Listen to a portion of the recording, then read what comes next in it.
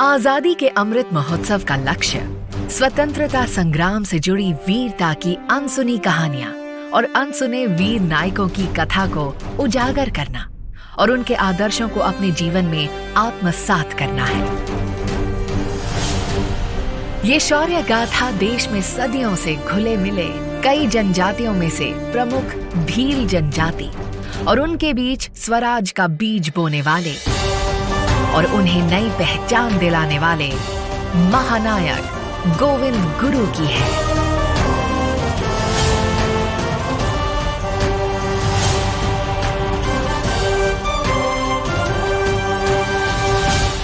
ये कहानी मानगढ़ की पहाड़ी पर हुए उस नरसंहार की है जिसमें हजारों निर्दोष भील आदिवासियों ने भारत माता के लिए अपने प्राण न्योछावर किए थे। गुजरात की सीमा में मानगढ़ पहाड़ी पर स्मृति वन बना है जिसका उद्घाटन तत्कालीन मुख्यमंत्री और वर्तमान प्रधानमंत्री श्री नरेंद्र मोदी जी ने किया था। आज भूमि पर गोविंद गुरु ने प्रेरणा दी। निशस्त्र समाज सुधारक तरीके काम कर रहा है भगतों समूह संप सभाना लोगों संप सभाना लोगों समाज सुधारવાનું કામ કરે અંગ્રેજ સલ્તનત સામે પોતાનો અવાજ ઉઠાવે અને ગોવિંદ ગુરુથી અંગ્રેજ સલ્તનત પકડી।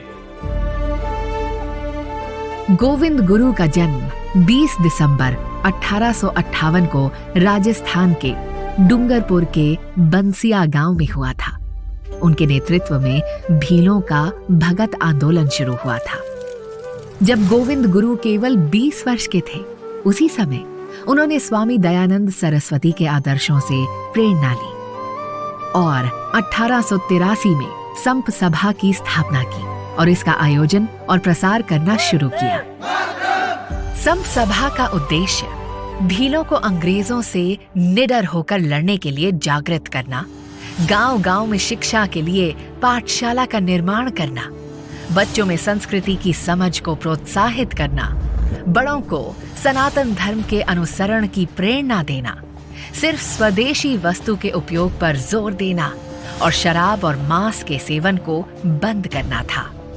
महात्मा गांधी द्वारा स्वतंत्रता की लड़ाई में संप सभा के आदर्शों से भी प्रेरणा ली गई। गोविंद गुरु ने भीलों के बीच सामाजिक सुधारों की अलख तो जलाई ही, साथ ही स्वराज के बीज भी उनके अंदर बोए। इस बीच अंग्रेजों को यह खबर लगी कि गोविंद गुरु अपने अनुयायियों के साथ भारी संख्या में एक सभा में एकत्रित होने वाले हैं और इस सभा में भील ब्रिटिश अधिकारियों के खिलाफ आंदोलन भी कर सकते हैं। तारीख 17 नवंबर और साल 1913। उस दिन मार्गशीर्ष पूर्णिमा थी। मानगढ़ पहाड़ी पर वार्षिक मेला आयोजित किया जाना था।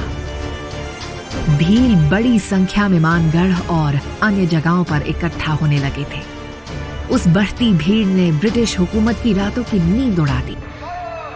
पुलिस ने कर्नल शटर के नेतृत्व में निर्दोष भीलों को घेर कर उन पर गोलियों की बारिश शुरू कर दी। ये भयावह त्रासदी 2 घंटे तक चली और 1500 से अधिक भीलों के लहू से ये पहाड़ी रंग गई। गोविंद गुरु को गिरफ्तार कर लिया गया। उन्हें फांसी की सजा हुई जिसे बाद में आजीवन कारावास में बदल दिया गया। गोविंद गुरु जी ने जेल से रिहा होने के बाद अपना शेष जीवन भील सेवा सदन के माध्यम से लोगों की सेवा में लगा दिया। उन्होंने भुरेठिया और गीतों के माध्यम से भीलों को जागरूक किया। जब पूरा भारत अंग्रेजों के खिलाफ छिड़ी लड़ाई में अपने अपने तरीके से योगदान दे रहा था, उस समय गोविंद गुरु अज्ञानता और अशिक्षा के जाल में फंसे आदिवासियों को जगा रहे थे और जला रहे थे उनके अंदर देशभक्ति की मशाल। ऐसे वीर को शत शत नमन।